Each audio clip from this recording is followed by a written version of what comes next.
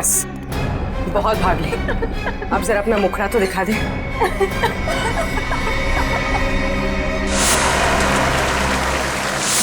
समीरा तुम?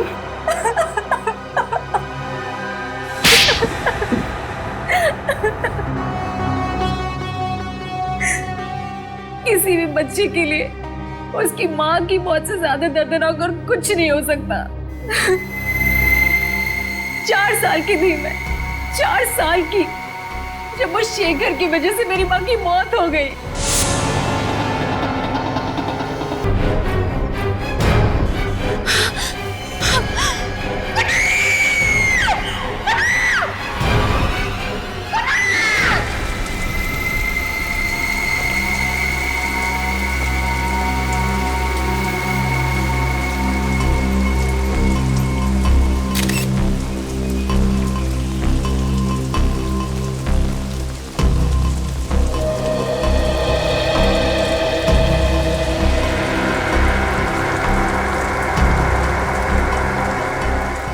काम करो, बॉडी को नीचे उतारो।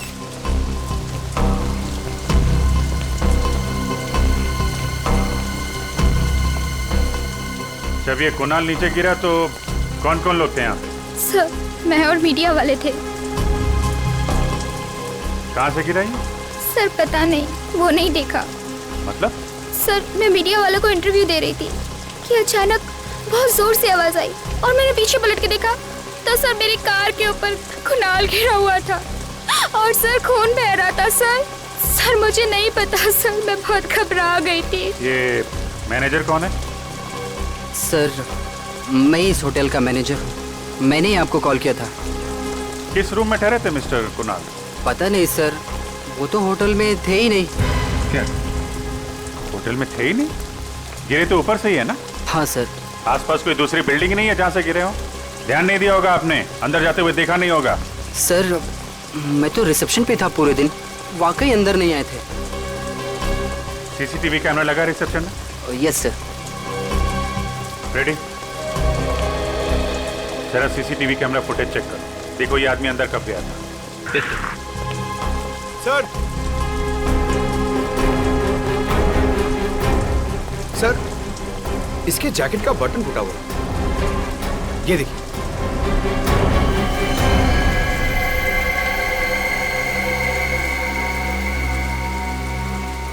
इतना बड़ा एक्टर अपनी म्यूजिक रिलीज में टूटे हुए बटन वाली जैकेट पहन के तो आएगा नहीं। या तो बटन नीचे गिरते हुए टूटा है या फिर तोड़ा गया है हाथापाई में। इसका मतलब मरने से पहले इसका झगड़ा हुआ था किसी के साथ? लग तो ऐसा ही रहा। अच्छा, कुणाल का किसी के साथ कोई झगड़ा वगड़ा हुआ था क्या? नहीं सर, कुणाल बहुत ही अच्छा लड़का था, वो हमेशा सबसे मिलजुल के रहता था। सर उसका झगड़ा किसी के साथ हो ही नहीं सकता। आप? मैं इस फिल्म का डायरेक्टर हूँ, करण नाम है मेरा। आई सी। और आप हीरोइन? हाँ सर, ये मेरी पहली फिल्म है और देखिए ना, मेरी पहली फिल्म में ऐसा हादसा हो गया। हादसा या मर्डर ये तो अभी कह नहीं सकते, बहुत जल्द पता चल जाएगा। फिलहाल आप लोग कहाँ थे जब कुणाल यहाँ गिरा? सर हम सब लोग होटल के अंदर थे, मीडिया वाले और एक्ट्रेस मायरा बाहर थी। अच्छा ठीक है।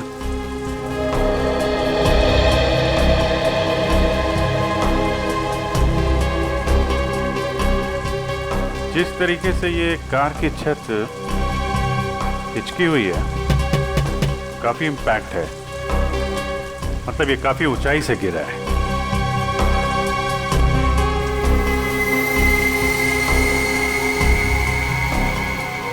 अजीब बात है, सारी खिड़कियों पे तो ग्रिल लगा है, खिड़की से तो गिरा नहीं है, छत से ही गिरा होगा।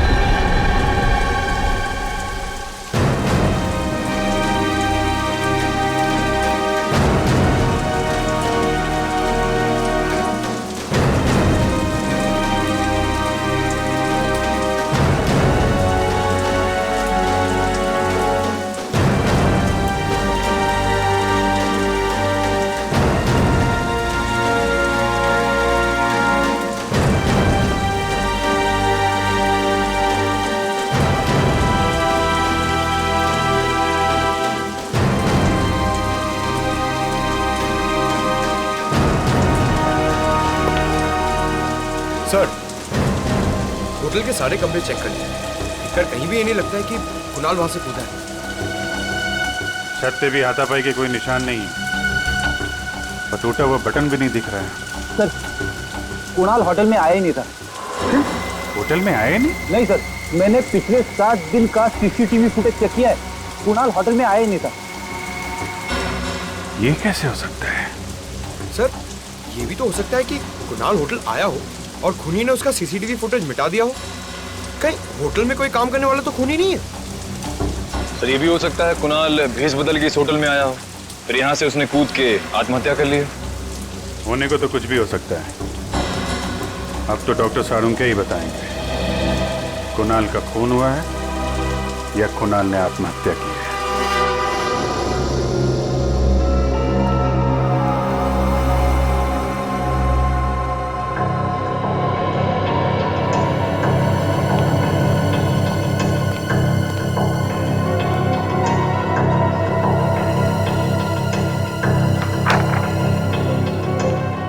डॉक्टर साहब, कुछ पता चला?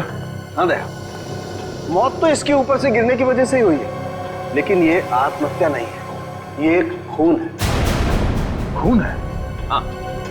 मतलब इसे ऊंचाई से फेंका गया? हाँ दया। पर ये आप कैसे कह सकते हैं? देखो दया, ये ऊपर से गिरा है अपने शरीर के दाएं हिस्से की तरफ से, इसीलिए इसके शरीर पर ये दाएं हिस्से की तरफ सारी चोट आई है।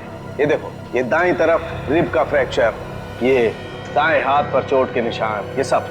लेकिन इसके सर पर बाईं तरफ भी एक चोट का निशान है, ये देखो। अब सवाल ये उठता है कि इसके सर पर बाईं तरफ ये चोट आई तो आई कैसे? तो जरूर ये चोट खूनी के साथ हाथापाई के दौरान आई होगी। एग्जैक्टली सचिन, इसे ये चोट तब आई जब किसी ने इसके सर पर बाईं तरफ वार किया किसी भारी चीज से, शायद इसे बेहोश करने के लिए। हाँ सर, क्राइम सीन पर हमें इसकी शर्ट का एक बटन भी तो नहीं मिला था। हाँ पूर्वी, हाथापाई के दौरान टूट गया होगा और जैसे ये बेहोश हो गया, खूनी ने इसे ऊपर से धक्का दे दिया। पर इसे धक्का दिया तो दिया कहां से?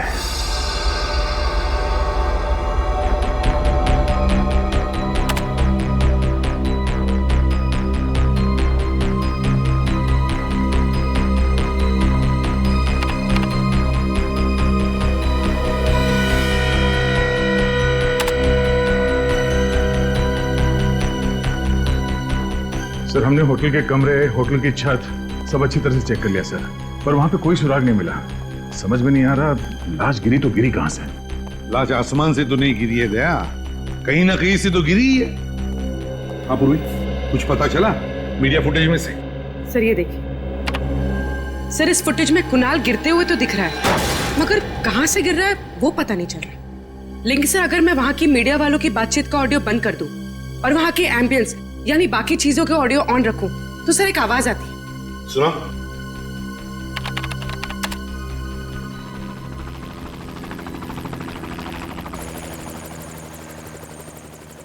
सर ये कैसी आवाज है?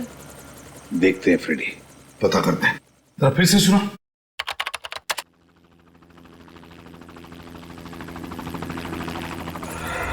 सर, कहीं ये हेलीकॉप्टर की आवाज तो नहीं है? मुझे भी यही लगता है, ये हेलीकॉप्टर की ही आवाज है। तो मतलब है कुणाल को हेलीकॉप्टर से नीचे फेंका गया? मीडिया इवेंट के दौरान हेलीकॉप्टर उड़ा होगा और उसी में से कुणाल को नीचे गिरा दिया गया होगा। पूर्वी, काम करो, पता लगाओ उस इवेंट के दौरान कितने हेलीकॉप्टर ने उड़ान भरी थी और किसने बुक किया था। सर इस सब में दो चीजें सामने आती है।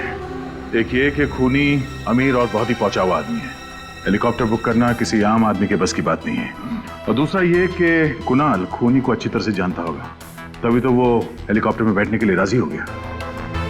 सर जिस वक्त कुणाल को फेंका गया उसके कुछ ही देर बाद उन्नति मैदान में एक हेलीकॉप्टर क्रैश हो गया सर। क्या? उन्नति मैदान में हेलीकॉप्टर क्रैश हो गया?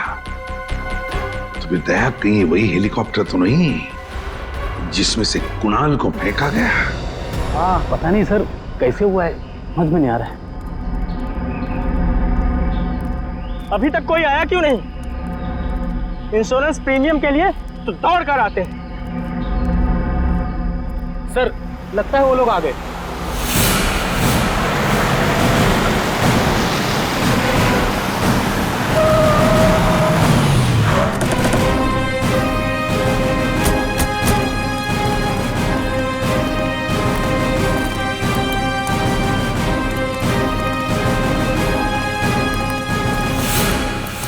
आप लोग इंश्योरेंस कंपनी से हैं?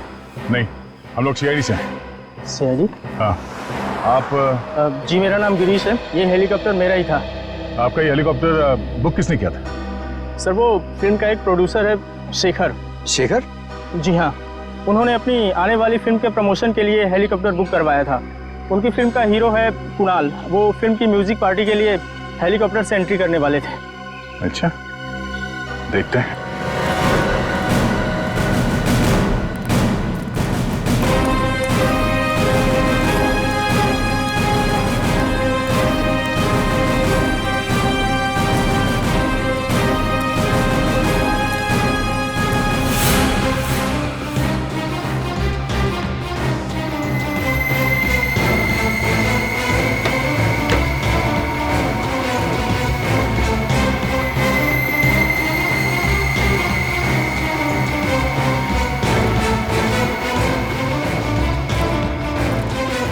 अरे सुनिए, हेलीकॉप्टर के अंदर कोई लाश मिली? नहीं सर। सर, कहीं कुणाल ने हेलीकॉप्टर से कूद के आत्महत्या तो नहीं कर ली? नहीं पंकज, डॉक्टर सालुंके ने बताया कि ये मर्डर है।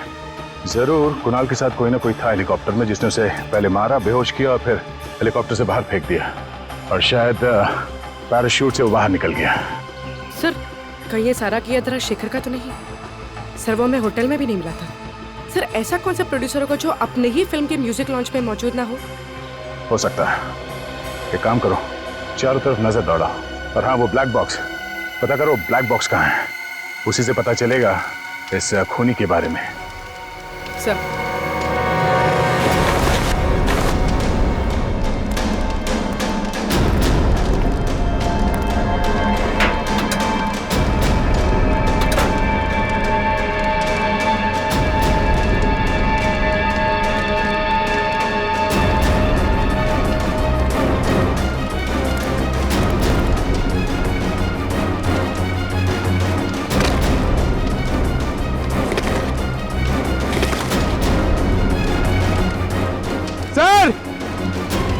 सर जल्दी आइए।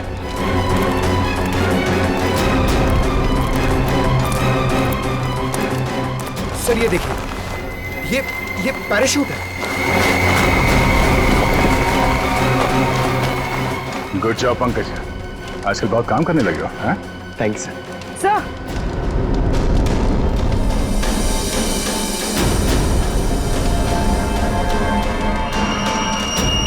पेंडेंट शायद खूनी का हो सकता है, और खूनी शायद शेखर भी हो सकता है। मुझे यकीन नहीं हो रहा कि आप लोग मुझ पे शक कर रहे हैं। मैं अपनी फिल्म के हीरो को क्यों मरवाऊंगा? फिल्म की पब्लिसिटी के लिए। कुणाल की मौत से आपकी फिल्म को पब्लिसिटी मिलने वाली थी, और बॉक्स ऑफिस पे कलेक्शन दुगने होने वाले थे। हाँ सर, लेकिन मेरी फिल्म तो वैसे ही हिट है, उसके लिए मुझे गुनाह करने की क्या जरूरत है सर? तुम्ही ने बनाया था ना कुणाल की एंट्री का प्लान हेलीकॉप्टर से? हाँ, कुणाल को हेलीकॉप्टर चलाना बहुत अच्छे से आता था, उसके पास उसका लाइसेंस भी था, और मैंने ही उसको बोला था कि इस पार्टी में अगर वो हेलीकॉप्टर से आएगा तो फिल्म की पब्लिसिटी में 4 चांद लग जाए। 4 चांद का तो पता नहीं, मगर तुम्हारी इस प्लानिंग की वजह से वो ऊपर जरूर पहुंच गया। तुम्ही ने उसे हेलीकॉप्टर से धक्का दिया था ना? नहीं, मैं उस वक्त हेलीकॉप्टर में था ही नहीं। होंगे सर। फिर कौन था वहां पे? मुझे नहीं पता। देखिए, पता नहीं कहने से काम नहीं चलेगा। जब म्यूजिक लॉन्च हो रहा था तो आप वहां पे नहीं थे। कहां पे थे आप? मेरी तबीयत ठीक नहीं है, मैं घर पे आराम कर रहा था। मेरी तबीयत अभी भी बहुत खराब है, मुझे बहुत घबराहट हो रही है। सर मैं इनकी डॉक्टर को फोन करती हूँ। सर, इनसे 3 सवाल क्या पूछे, इनकी तबीयत बिगड़ गई। आप क्या सब, आपको क्या लगता है कि मैं आपसे झूठ बोल रहा हूँ? सही में तबीयत खराब हो रही है। शेखर जी क्या हो गया आपको? शेखर जी क्या हो गया आपको? शेखर जी उठिए। शेखर जी क्या हो गया? बालों का गिरना, इसकी नाक में से खून का बहना, इसका पूरा शरीर इस तरह से पीला पड़ जाना, ये सब देख करके मैं समझ गया था ये कोई साधारण मौत नहीं है। ये बड़ा टेढ़ा चक्कर है। कैसा टेढ़ा चक्कर सालुंके साहब? रेडी, शेखर की मौत जहर से हुई है, और जहर भी कोई ऐसा वैसा जहर नहीं। दरअसल ये रेडिएशन पॉइजनिंग का शिकार हुआ है। Radiation poisoning? ये तो बहुत ही गंभीर मुद्दा डॉक्टर साहब। हाँ दया, बात दरअसल ये है कि इसके शरीर में मुझे अल्फा पार्टिकल्स मिले हैं, जिससे साबित होता है कि ये आदमी रेडिएशन का शिकार हुआ है। ये कौन सा जहर है डॉक्टर साहब? पोलोनियम। इस जहर का नाम है पोलोनियम। ये कोई ऐसा वैसा जहर नहीं है, बहुत रेयर किस्म का जहर है। डॉक्टर साहब, ये जहर पोलोनियम असर कैसे करता है? छूने से इसका असर नहीं होता है, कंटेजियस नहीं है ये जहर। इसे खाने या पीने की चीज में दिया जाए तभी इसका असर होता है। ये धीमा जहर, स्लो पॉइजन। इसमें इंसान सबसे पहले अपने आप को बहुत कमजोर महसूस करने लगता है। उसे लगता है जैसे वो बहुत बीमार हो गया है, और उसके बाद उसके शरीर में ऐसे लक्षण आते हैं जैसे इस शेखर के शरीर में आए। उसका एक एक अंग धीरे धीरे काम करना बंद कर देता है, और इस वजह से इंसान की मौत हो जाती है। इतना धीमा जहर? सर, ये जहर शेखर की बॉडी में कब गया होगा? मौत से तकरीबन 24 घंटे पहले। 24 घंटे पहले? और ये पोलोनियम जहर खूनी के पास कहां से आया होगा? ये हर जगह आसानी से तो नहीं मिलता। मैं एक काम करता हूं दया, मैं जानने की कोशिश करता हूं कि इस शहर में किस किस के पास ये पोलोनियम नाम का जहर हो सकता है। तब तक हम पता करते हैं कि मरने के ठीक 24 घंटे पहले ये शेखर कहां था और किसके साथ था। अभिजीत, ब्लैक बॉक्स की रिकॉर्डिंग सुनते हैं, पता चल जाएगा उड़ान के वक्त हेलीकॉप्टर में क्या बातें चल रही थी। सब प्ले कर दो। हाँ।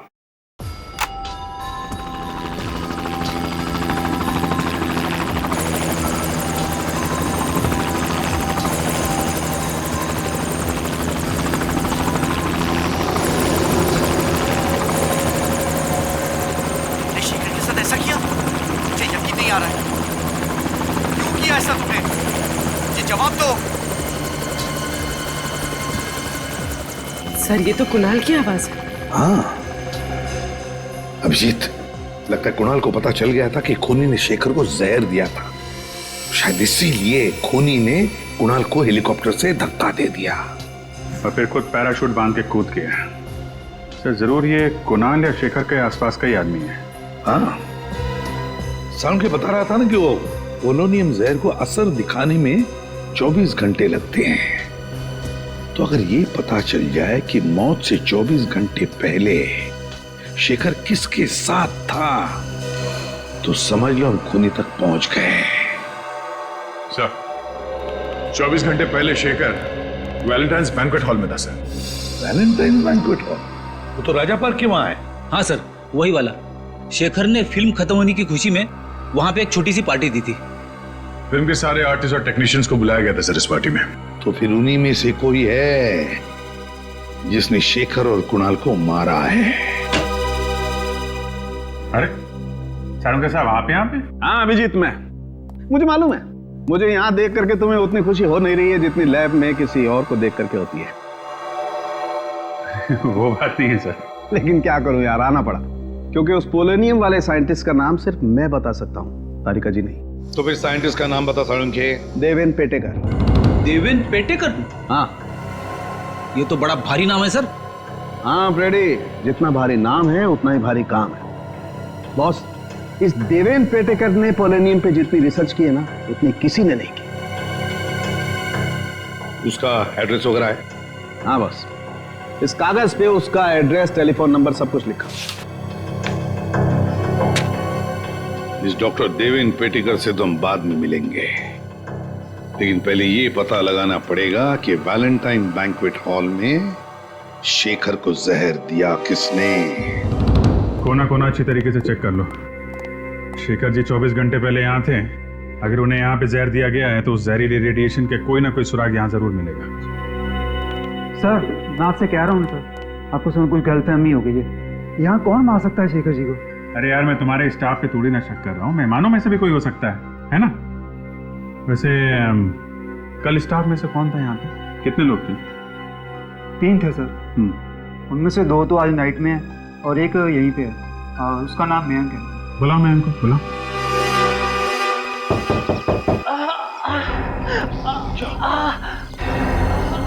सर, यहाँ से किसी के कराने की आवाज आ रही है।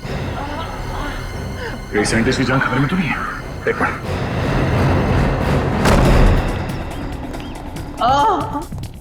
उसे बैठेगा?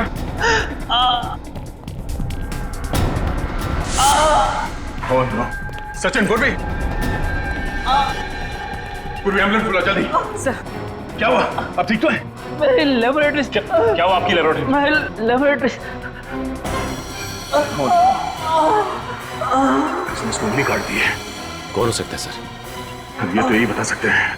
हाँ सर, एक आदमी काफी देर तक शेखर जी से बातचीत कर रहा था। अच्छा, क्या क्या बात कर रहा था? कुछ सुना आपने? अरे यार सुनो, सीआईडी की मदद करोगे तो कोई तकलीफ नहीं होगी। ओके, बताओ। सर वो विनती कर रहा था कि शेखर जी की आने वाली फिल्म की रिलीज डेट आगे बढ़वा दे, नहीं तो उसका बहुत बड़ा नुकसान हो जाएगा। अच्छा, था कौन ये आदमी? नहीं सर, मैं नहीं जानता वो आदमी कौन था। तो शेखर जी ने क्या कहा? शेखर जी हंसने लग गए और बोले खाना ज़रूर खाकर जाना, अच्छा बना है। और रहा सवाल फिल्म की रिलीज डेट आगे बढ़वाने का, तो वो तो आगे नहीं खिसकाएंगे। अच्छा, कहीं शेखर जी की मौत की वजह फिल्म की रिलीज डेट तो नहीं है? शेखर जी की मौत के बाद अब तो शायद उसकी फिल्म भी वक्त पे रिलीज ना हो पाए। इससे आपकी फिल्म का बहुत फायदा होगा ना। देखिए, किसी की चिता की आग पे रोटियां सेकी नहीं जाती। शेखर जी बहुत ही सीनियर थे और फिल्म इंडस्ट्री के एक नामी गिरामी प्रोड्यूसर थे वो। उनके जाने के बाद फिल्म इंडस्ट्री को जो आघात पहुंचा है उसको शब्दों में बयान करना नामुमकिन है। तो हम मुमकिन कर देते हैं मिस्टर राजेश, शेखर के खूनी की दास्तान सुनाकर। सीआईडी वाले आज यहाँ कैसे आ गए? देखिए प्लीज, अभी आप लोग बाहर जाइए, हम आपको बाद में जवाब देंगे। शेखर जी का खून क्या है? आप लोग please please please please please cooperate करें। Please please ma'am, please please आइए, प्लीज प्लीज प्लीज प्लीज आप लोग प्लीज। ये क्या कर दिया आपने? मेरे फिल्म को नेगेटिव पब्लिसिटी दे दी। वो कहते हैं ना आप लोग, any publicity is good publicity. मैं नहीं मानता। मेरे लिए मेरी इमेज और मेरी इज्जत बहुत मायने रखती है। इज्जत मायने रखती है तो फिर खून क्यों किया शेखर का? मैंने शेखर का खून नहीं किया है। मैं एक कलाकार हूँ, फिल्म प्रोड्यूस करता हूँ, मैं खूनी नहीं हूँ। क्योंकि शेखर ने तुम्हारी बात नहीं मानी, अपनी फिल्म की रिलीज डेट आगे नहीं की, इसलिए तुमने ये तरीका ढूंढ निकाला उसकी फिल्म को पोस्टपोन करने का। ये बात सच है कि मैं उनको रिक्वेस्ट करने गया था, लेकिन जरूरी थोड़ी है उन्होंने बात सुनी नहीं तो मैं उनको खून कर डालूंगा। अच्छा, अगर आपने खून नहीं किया तो फिर किसने खून किया? मुझे क्या पता सर, मुझे तो सिर्फ इतना मालूम है कि मैं निर्दोष हूँ। मेरी बीवी भी अक्सर मेरी बात मानती नहीं है, तो इसका मतलब ये थोड़ी है कि मैं हर एक का खून कर चुका हूँ। जब शेखर का खून हुआ तो कहाँ थे आप? सर उस वक्त मैं होटल में ही था, उनकी फिल्म की हीरोइन समीरा से बात कर रहा था मेरी अगली फिल्म के लिए। सर यहाँ पे तो फिंगरप्रिंट स्कैनर लगा हुआ है। देवेंद्र जी ने स्कैनर इसलिए लगाया होगा ताकि उनके अलावा कोई और इस लैब के अंदर जा ना सके। सब फिर हम लोग अंदर जाएंगे कैसे? अब यहाँ तक आ ही गए हैं तो अंदर भी पहुंच ही जाएंगे। सचिन, ये काम करो, ऑफिस में। सर इस पर कुछ लगा हुआ है। ये तो खून जैसे लग रहा है। पूरी ले चेक कर। सर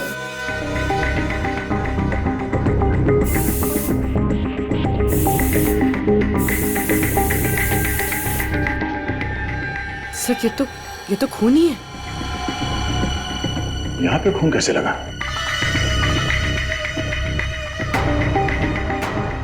सर हाँ? ये देखिए,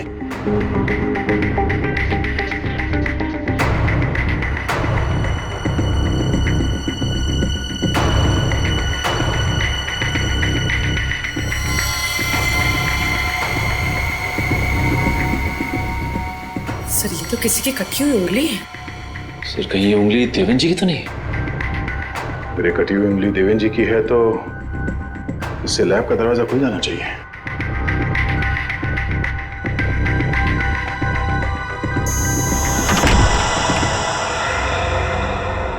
अब समझ में आया खूनी ने देवेंद्र जी की उंगली क्यों काटी थी। पूरी एविडेंस बैग में डालो।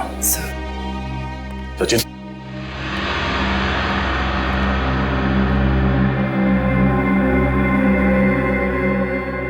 का तो सारा सामान बिखरा पड़ा है।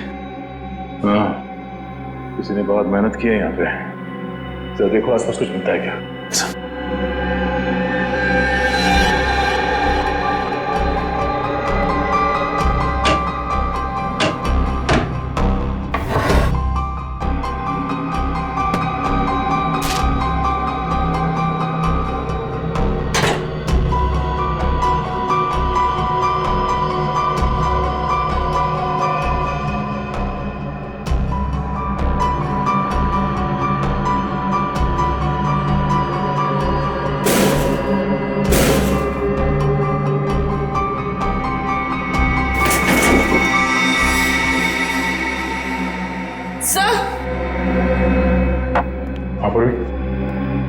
सर, इसमें से एक बॉटल गायब है।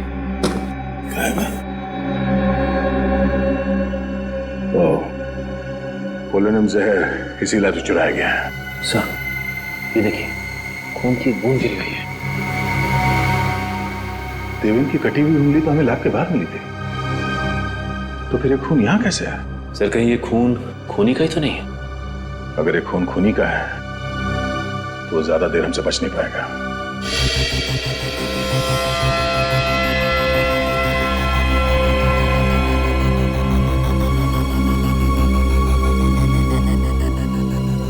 सर, इस फुटेज से ये तो साबित हो गया कि राजेश खूनी नहीं है, क्योंकि जिस वक्त कुणाल हेलीकॉप्टर से गिरा ये तो होटल में था समीरा के साथ। ये तो कोई बाहर का ही है, खूनी कोई बाहर का ही है, पर कौन? वो जो कोई भी है, उसे हंटिंगटन नाम की बीमारी। क्या? हंटर? हंटर नहीं फ्रेडी, हंटिंगटन। ये तुझे लेबोरेटरी में मिले खून की डीएनए से पता चला है ना? हाँ बस, लेकिन सिर्फ इतनी जानकारी मिली है, इसका क्रिमिनल डाटाबेस में कोई रिकॉर्ड नहीं मिला है। कोई बात नहीं पूर्वी, इंटरनेट से चेक करो, देखो इन दोनों फिल्मों से जुड़े हुए किस आदमी को हंटिंगटन डिजीज है। सर। हाँ। सालुंके साहब, ये बीमारी क्या होती है? ये एक न्यूरोलॉजिकल डिसऑर्डर होता है फ्रेडी। इसमें इंसान की मसल का कोऑर्डिनेशन बिगड़ जाता है। ये बहुत रेयर बीमारी है, अधिकतर मिडिल एज के बाद ही शुरू होती है। सब मिल गया सर। सर, इसका नाम नंदन कुमार है। सर, ये एक राइटर है और इसने कुछ फ्लॉप फिल्में लिखी हैं। 2 साल पहले ये शेखर के पास अपनी एक कहानी लेकर गया था, पर शेखर ने इसकी कहानी ठुकरा दी। और जब नंदन को पता चला कि शेखर उसी की कहानी पे फिल्म बना रहा है, तो उसने शेखर पे कोर्ट केस कर दिया, लेकिन वो हार गया था सर। और ये वही वाली फिल्म है सर, 555 घंटे, जिसका म्यूजिक लॉन्च हुआ था उस दिन। इसका मतलब है दया, हमारा खूनी मिल गया। सर, एक टाइम था जब मैं भी राइटर बनना चाहता था। मैं कविताएं लिखना चाहता था, लेख लिखना चाहता था, शायरियाँ लिखना चाहता था। अरे यार, लिखते फिर ये यहाँ सीआईडी में क्या करने आ गए? पता नहीं सर। सर, मगर दोनों में ना बहुत सिमिलैरिटी है। अच्छा? हाँ, राइटर बनने में भी उतना ही दिमाग लगाना पड़ता है जितना सीआईडी ऑफिसर बनने में। तुम अगर राइटर बन जाओगे ना, तो तुम्हारी कहानी में खून और मुर्दे बहुत होंगे। सर, रोमांस भी हो सकता है? हाँ, रोमांस तो हो सकता है। नंदन। हाँ? आप लोग कौन? हम लोग सीआईडी से हैं। सीआईडी से?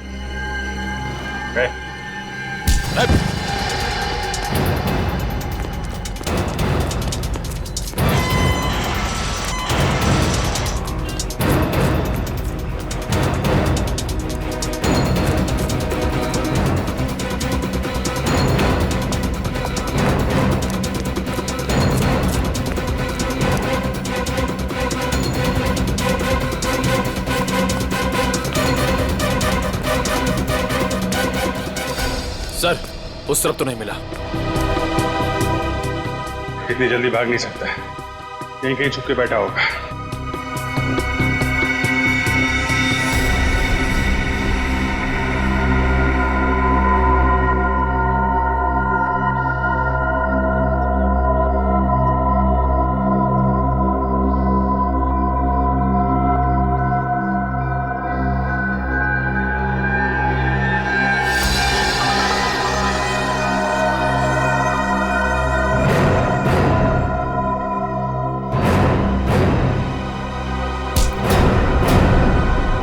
छोड़ दो मुझे, छोड़ दो मुझे। तुम जैसे खूनियों को छोड़ा नहीं जाता है, जेल में बंद करके उनकी खातिरदारी की जाती है, समझा? खूनी? मगर मैंने किसी का खून नहीं किया। देखा सर, राइटर ने फिर से कहानी बनाना शुरू कर दी। सर मैं सच कह रहा हूँ सर। दो खून किए तुमने, कुणाल और शेखर का। सर मगर मैं उन्हें क्यों मारूंगा? शेखर ने तुम्हारी कहानी चुरा ली थी इसलिए। हाँ चुराई थी, पर उसने गैर कानूनी काम किया था। मगर इसका मतलब थोड़ी ना है कि मैं भी कोई गैर कानूनी काम करूंगा। सर मैंने उसे कुछ नहीं किया सर। साइंटिस्ट देवन की लेबोरेटरी में क्यों गया था? पोलोनियम जहर चुराने के लिए? सर मैं जहर चुराने नहीं गया था, मेरी अगली फिल्म साइंटिस्ट की कहानी पर आधारित है, तो रिसर्च के लिए उनसे बातचीत करने के लिए गया था सर। बातचीत करने? और बातचीत करते करते तुम्हारा खून उनके टेबल पे गिर गया। सर वहाँ पर ब्लेड पड़ा था, मैंने देखा नहीं और गलती से हाथ कट गया सर मेरा। कहानी बनाना बंद करो नंदन, अगर तुम निर्दोष थे तो हमें देख के भागे क्यों? सर कल रात एक बार पे मेरा किसी से झगड़ा हो गया था, मैं सारी रात लॉकअप में था सर, तो मुझे लगा कि आप लोग मुझे फिर से पकड़ने के लिए आ गए, इसलिए मैं भागा। तुम्हारे शेखर साहब को शराब पीने की आदत थी क्या? कभी कभी जब बहुत उदास होते थे तो खुद को शराब के नशे में डुबो लेते थे। उदास? किस बात का दुख था उन्हें? साहब एक दिन नशे की हालत में कुछ बड़बड़ा रहे थे कि उनके अतीत की गलती जिंदगी भर उनका पीछा नहीं छोड़ेगी। अतीत की गलती? कैसी गलती? पता नहीं साहब, ऐसा लगता है कोई अतीत का राज छुपा रहे थे। मैंने सुना है साहब, शराब पीने के बाद इंसान कभी झूठ नहीं बोलता है। सुना तो मैंने भी ऐसा।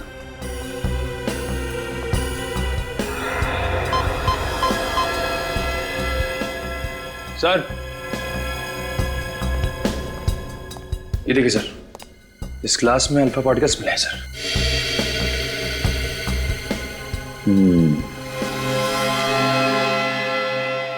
मतलब शेखर को जहर घर में ही दिया गया है, शराब में मिला के।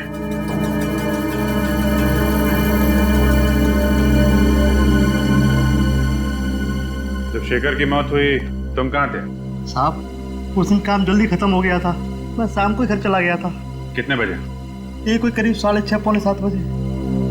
सर! हाँ पंकज? सर ये देखिए, यहाँ पे कुछ गड़बड़ है। निकालो।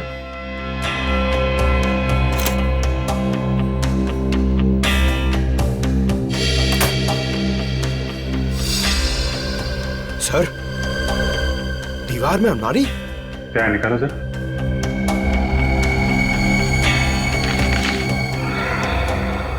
ये देखिए,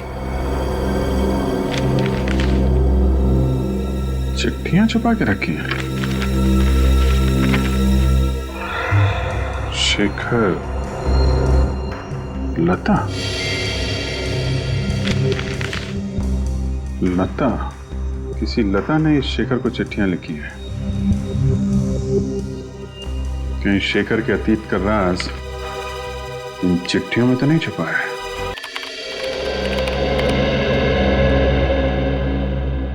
कुछ पता चला इन चिट्ठियों में से? हाँ सर, काफी पुरानी चिट्ठियां हैं, 20 साल से भी ज्यादा पुरानी।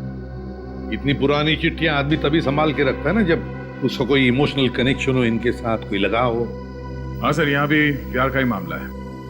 ये लता उन दिनों छोटी मोटी एक्ट्रेस हुआ करती थी। दोनों आपस में प्यार करते थे सर, मगर ये शेखर पहले से शादीशुदा था। कई बार लता को वादा किया था उसने कि अपनी बीवी को डिवोर्स दे देगा, लेकिन ऐसा किया नहीं। शायद लता इसी बात से दुखी थी।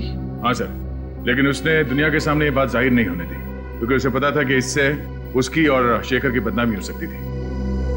वैसे लता आजकल है कहाँ पर, कुछ पता चला? हाँ सर, लता अब जिंदा नहीं है। 20 साल पहले 27 मार्च 1993 को उसकी छत से गिरने से मौत हो गई। हो सकता है ये एक्सीडेंट ना हो, और शायद इसमें शेखर का हाथ हो। फिर 20 साल बाद कोई तो है जो लता की मौत का बदला लेना चाहता है। लग तो ऐसा ही रहा है सर। सर, जिस वक्त लता की मौत हुई थी उसकी एक 4 साल की बेटी थी सेजल। माँ की मौत के बाद उसे अनाथ आश्रम भेज दिया गया था, और अब वो 4 साल की बेटी 24 साल की हो गई है। अच्छा, तो हो सकता है इस बच्चे ने अपना पूरा बचपन माँ के बदले की आग में गुजारा हो। इस अनाथ आश्रम में जाकर पता लगाओ सेजल के बारे में। वो करती क्या है कहाँ? सेजल नाम की एक बच्ची आई तो थी यहाँ करीब 20 साल पहले। जब वो 8 साल की हुई तो उसे अडॉप्ट कर लिया गया है। किसने अडॉप्ट किया था? मिस्टर एंड मिसेस संजीवन ने। देखिए अडॉप्शन के वक्त का फोटोज है।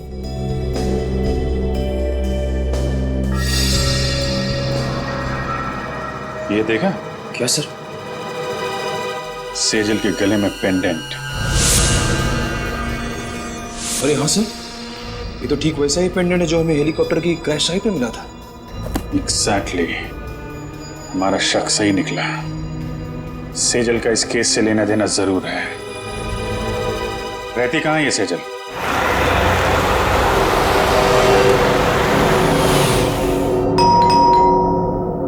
अलका जरा देखना कौन है। जी जी कहिए। माजी हम लोग सीआईडी से हैं। सीआईडी से? क्या बात है? अंदर आने के लिए नहीं कहेंगे? ओह सॉरी, आइए। Thank you.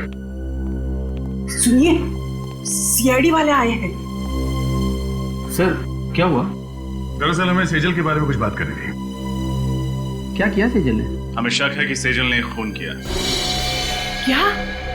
ये आप क्या कह रहे हो? सेजल किसी का खून नहीं कर सकती। तो सेजल को बुलाइए, हम उसी के मुंह से सुनना चाहते हैं। घर पे? जी वो घर पे नहीं है, उसका फोन आया था, वो थोड़ी देर के बाद आएगी। सीआईडी की गाड़ी मेरे घर पे?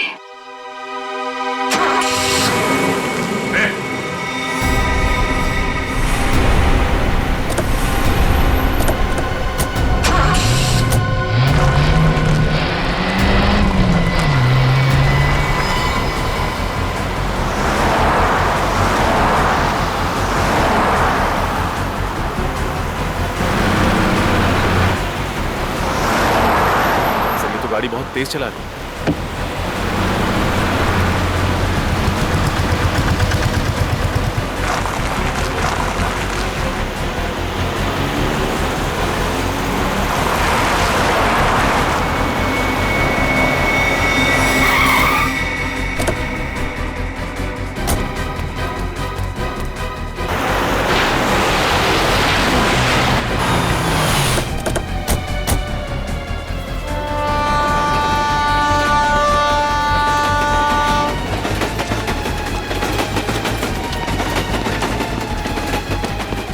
रुक जाओ।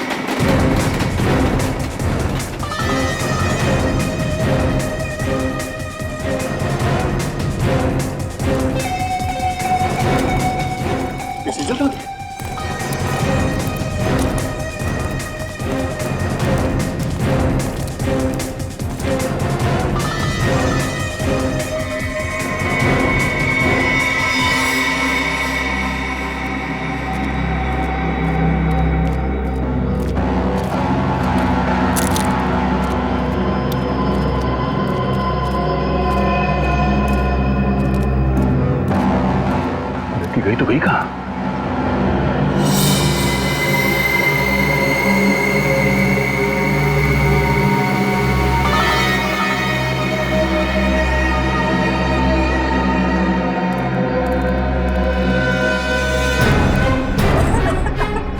बस बहुत भाग ले, अब जरा अपना मुखड़ा तो दिखा दे।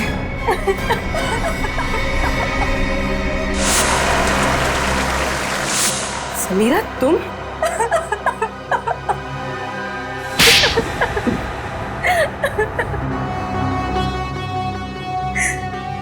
किसी भी बच्चे के लिए उसकी माँ की मौत से ज्यादा दर्दनाक और कुछ नहीं हो सकता। 4 साल की थी मैं, 4 साल की, जब वो शेखर की वजह से मेरी माँ की मौत हो गई।